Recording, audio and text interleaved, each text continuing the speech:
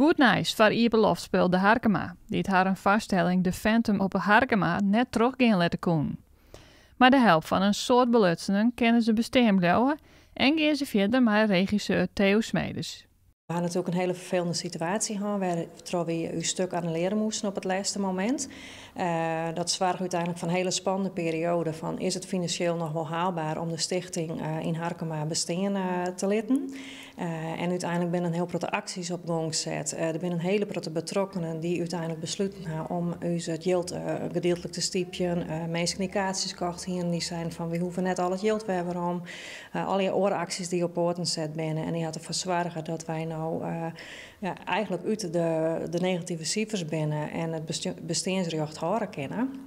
En de schouders we volledig onder zetten voor een prachtig nieuw stuk uit 2 jaar. Alle positieve reacties die het op de stichting aankwamen, hebben haar een heel goed dien. Ja, hartverwarmend. Het weer onvoorstelbaar wat er al op gang gezet is.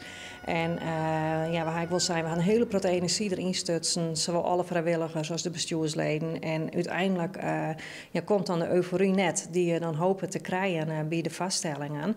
Dus dat weer echt wel een teleurstelling. Maar als er dan zoveel hartverwarmende dingen op gang gezet worden, hebben we toch een liedspuntje van die euforie vieren mochten met elkaar. Toen wij uit de negativiteit kwamen en zeiden, nou, we gaan ervoor, we kunnen terug. En collega Ieperloft spelen zochten contact om er wist van te wijzen dat haar net hetzelfde overkomen zou. Ik een hele grote vraag nu van nou, wat voor stappen hij hem ondernam. En dat zijn eigenlijk vergelijkbare stappen die zij ik altijd ondernemen. Omdat zij eigenlijk ook voorkomen worden om in een soort gelijke situatie te komen. Dus ja, we hebben grote contacten onderling houden en ik een grote hartverwarmende steun en reacties van hun.